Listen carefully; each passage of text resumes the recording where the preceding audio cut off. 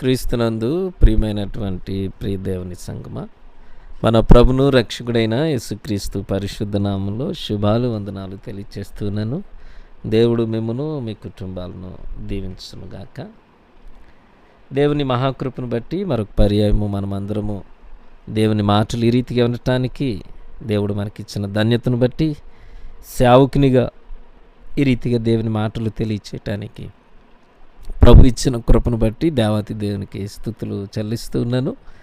ప్రభునందు ప్రియులరా, బైబిల్ గ్రంథంలో మరి అనేక పేర్లతో కొన్ని గ్రంథాలు పేర్లు పిలువబడుతూ ఉన్నవి. మరి ఎస్తేరు గ్రంథం ఈరోజు మనం బైబిల్ గ్రంథంలో నుండి చూస్తూ ఉన్నాం. బైబిల్ గ్రంథంలో స్త్రీల పేర్లతో రెండు గ్రంథాలు రాయబడి ఉండగా అందులో మొదటిది రూతు గ్రంథము, రెండవది ఎస్తేరు గ్రంథం. ఎస్తేరు అనే పేరుకు నక్షత్రం అనే అర్థమని మనము సామాన్యంగా చాలా విషయాల్లో తెలుసుకుంటూ వస్తూ ఉన్నాం. రూతు గ్రంథంలో రూతు భర్త మామ చనిపోగా ఆమె అత్త నయోమిని విడవకుండా ఆమెతో పాటు ఆమె సొంత గ్రామమైన బెత్లెహేమునకు వచ్చి అక్కడ యోధా గోత్రికుడైన బోయాజుని వివాహం చేసుకుని స్థిరపడుతుంది. బోయాజుని వివాహం చేసుకోవటం వలన రూతు అమ్మగారు దావీదుకు తాత అయిన ఓబేదుకు జన్మనిచ్చి యేసు ప్రభు వంశావళిలో మరి చోటు దక్కించుకుని చరితార్థురాలయ్యింది. అయితే ఇక ఎస్తేరు జీవితం మాత్రం రూతు జీవితానికి భిన్నంగా ఉంటుంది.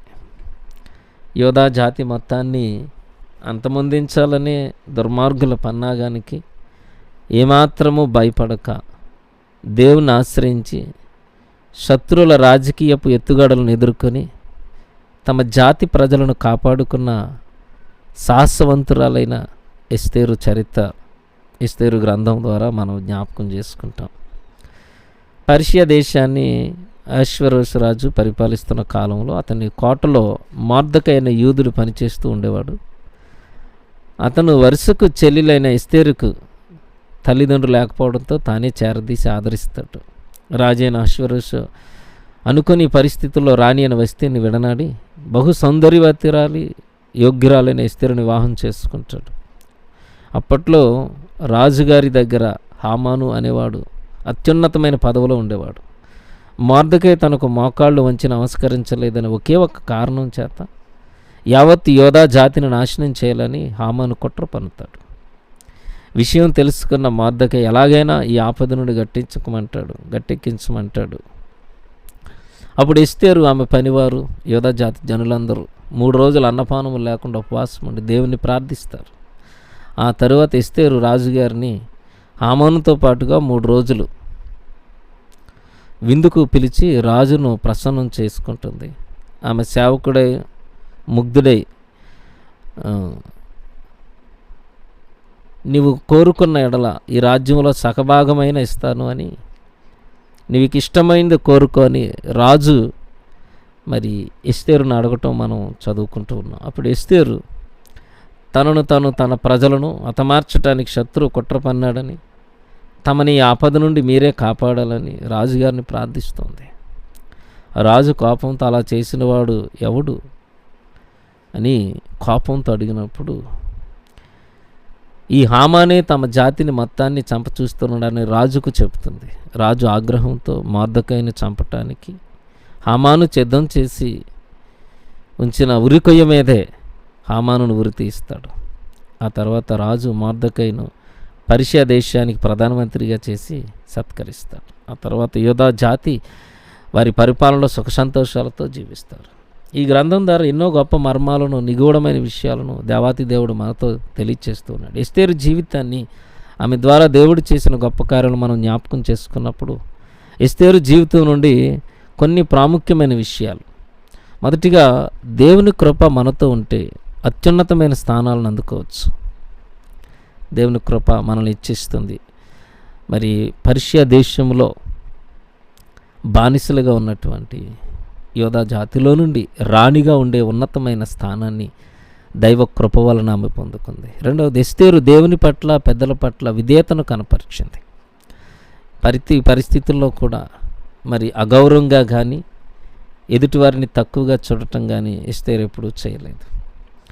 ఎస్తేరు తన ప్రజలను ఎంతగానో ప్రేమించింది.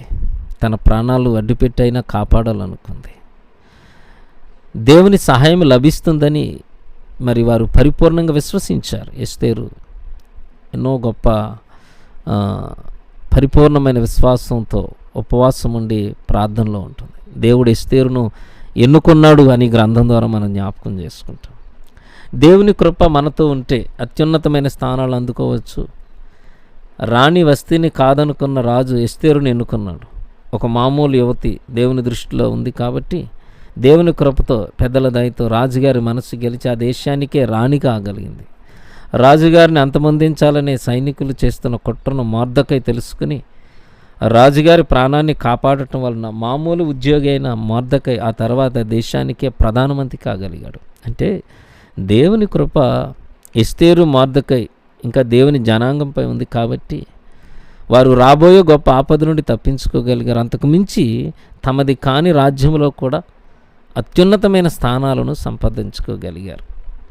మనం ఎక్కడున్నాము, ఏ పరిస్థితిలో ఉన్నామని కాదు, కానీ దైవ కృపలో మనం బ్రతకటానికి ఆయన యొక్క విశ్వాస జీవితంలో మనం ఉన్నప్పుడు ప్రతి పరిస్థితిని దేవుడు మార్చగలిగినవాడు, ఉన్నతమైన స్థితికి తీసుకెళ్ళగలిగినవాడు అని ఎస్తేరు మొర్దెకై చరిత్రల ద్వారా విశ్వాసులుగా మనం గమనించాలి. రెండవది, ఎస్తేరు దేవుని పట్ల పెద్దల పట్ల విధేయతను కనపరిచింది. పర్షియా దేశానికి ఎస్తేరు రాణి అయిందంటే అది ఖచ్చితంగా దేవుని కృపే. ఆమె దేవుని పట్ల ఎంతగా విధేయతను చూపించిందో మరి పెద్దల పట్ల కూడా అంతే విధేయతను చూపించినట్లుగా బైబిల్లో మనం చూస్తాం. కాబట్టి ఎస్తేరు దేవుని అనుగ్రహంతో పాటుగా పెద్దల అనుగ్రహాన్ని కూడా పొందుకోగలిగింది. తన నడవడిక వినయ విధేయతల ద్వారా రాజైన తన భర్తను అనుగ్రహాన్ని కూడా పొందుకుంది. అందువల్లే ఆమె తనతో పాటుగా తన అన్నను తన ప్రజలను కూడా హామోను కుట్ర నుండి కాపాడుకోగలిగింది.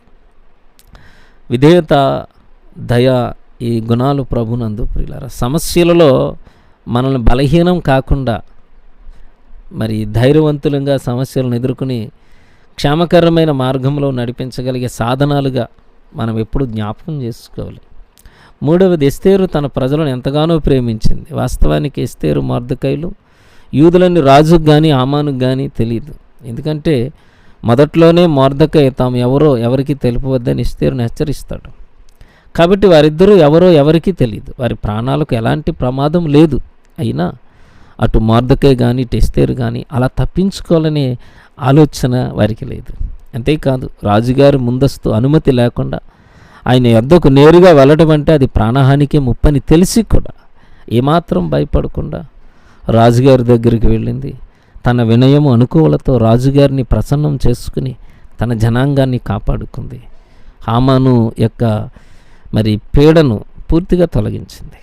ఇక నాలుగవది, దేవుని సహాయం లభిస్తుందని వారిద్దరూ పరిపూర్ణంగా విశ్వసించారు.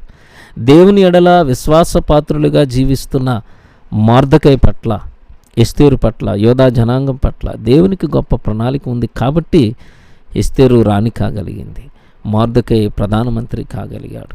ఎస్తేరు గ్రంథం 4వ వచనంలో రాజును కలవటానికి ఎస్తేరు సంశయించినప్పుడు మొర్దెకై ఆమెతో, ఒకవేళ నీ ప్రాణం పోతుందని భయపడి నీవు రాజును కలిసి యోధా జనాంగానికి సహాయపడని ఎడల యూదులకు దేవుని ద్వారా ఏదో వైపు నుండి తప్పక సహాయం అందుతుంది అని ఎంతో నమ్మకంతో చెప్తాడు.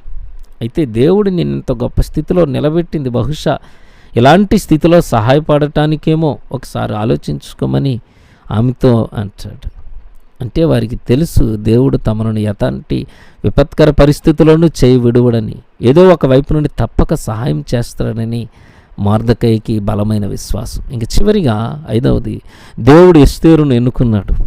ఎస్తేరు తల్లిదండ్రులు లేని ఒక అనాథ, అన్నచాటును ఆశ్రయం పొందిన యువతి. మరి ముఖ్యంగా పర్షియా దేశంలో ఆమె ఒక విదేశీయురాలు. అంటే ఏ విధంగా ఆలోచించినా ఎస్తేరు ఒక బలహీనమైన స్థితిలో తన జీవితాన్ని కొనసాగిస్తూ ఉంటుంది. అలాంటి ఒక స్త్రీని దేవుడు ఎన్నుకున్నాడు. ఆమె అనాథ అయినా అభాగ్యురాలైనా దేవుడు మాత్రం ఆమె విధేయతలోని, ఆమెలోని ధైర్యాన్ని, తెగింపును చూశాడు కాబట్టి ఎస్తేరును దేవుడు ఎన్నుకున్నాడు. ఆమె ద్వారా తన జనాంగానికి గొప్ప కీడు రాకుండా తప్పించాడు. తన వారికి కీడు తలపెట్టాలని చూసిన హామానును కఠినంగా శిక్షించాడు. అంతేకాదు ఎస్తేరును ఆదరించిన మొర్దెకైను ప్రధానమంత్రిగా చేశాడు. ఎస్తేరుకు భర్త కావడం వలన అశ్వరోషు రాజు కూడా ఆయన పేరు కూడా చరిత్రలో నిలిచిపోయేలా చేశాడు. ఎస్తేరు జీవితంలో మనం గమనించిన ఈ ప్రాముఖ్యమైన 5 విషయాలను పరిశీలన చేస్తే ఈ 5 మాటల ద్వారా మనల్ని, మన జీవితాన్ని మనం ఎంతగానో తీర్పు తీర్చుకోవచ్చు. అంతేకాదు దేవాతి దేవునికి ఇష్టనిగా జీవించవచ్చు. ఆయన యొక్క చిత్తంలో మనము బలపడవచ్చు. భవిష్యత్తులో దేవునికి ఇష్టమైన కార్యాలు చేస్తూ 10 మందికి ఆదర్శంగా బ్రతకటానికి మరి ఈ యొక్క చరిత్ర మనల్ని ఎంతగానో పరిశుద్ధాత్మ దేవుడు బలపరుస్తూ ఉన్నాడు. దేవుని కృపతో జీవితంలో ఉన్నతమైన లక్ష్యాలను సాధించటానికి దేవుని ఎడల, పెద్దల ఎడల అనుకోమును విధేయతను కనపరుస్తూ మన కుటుంబాన్ని, మన ఇరుగు పొరుగు వారిని ప్రేమిస్తూ మనం చేసే ప్రతి పనిలో దేవుని సహాయం లభిస్తుందనే నమ్మకంతో ముందుకు సాగితే యేసు ప్రభువారు కూడా ఎస్తేరులాగా మనల్ని ఎన్నుకొని మన ద్వారా దేవుని కార్యాలు జరిగేలా ప్రభు సహాయం చేస్తాడు. మనల్ని రాబోయే తరాలకు మార్గదర్శిగా నిలబడతాడు. అటువంటి మహాదేవుని కృప మరి ఎల్లప్పుడూ మనందరకు ప్రభు దగ్గర నుండి పొందుకోవాలని, దేవుని కృపకు ఎల్లప్పుడూ పాత్రలుగా ఉండాలని ఈ మాటలు జ్ఞాపకం చేస్తూ ప్రార్థిస్తూ ఉన్నాను. దేవుడు మీ అందరినీ దీవించునుగాక. ఆమేన్. ప్రార్థన చేస్తాను. కృప కలిగిన మా తండ్రి, పరిశుద్ధమైన మా దేవ, నీ ఘనమైన పరిశుద్ధమైన నామానికి స్తుతులు చెల్లిస్తున్నాం. ఎస్తేరు జీవితంలో ప్రభు మరి ఒక అమాయకురాలు, ఎన్నికలేనంటి బిడ్డను తీసుకుని సింహాసనం మీద కూర్చుండబెట్టి నీ వాగ్దానాన్ని, పెంటకొప్పల మీద ఉన్న వారిని నాయనా నీవు సింహాసనం మీద ఎక్కించే బలవంతుడు అని తండ్రి, నీ యొక్క మాటల్లో శక్తి, జీవం ఉందని ప్రభా ఒక ప్రియబిడ యొక్క జీవితాన్ని బట్టి తెలుసుకోవటానికి మీరు కృప చూపించారు.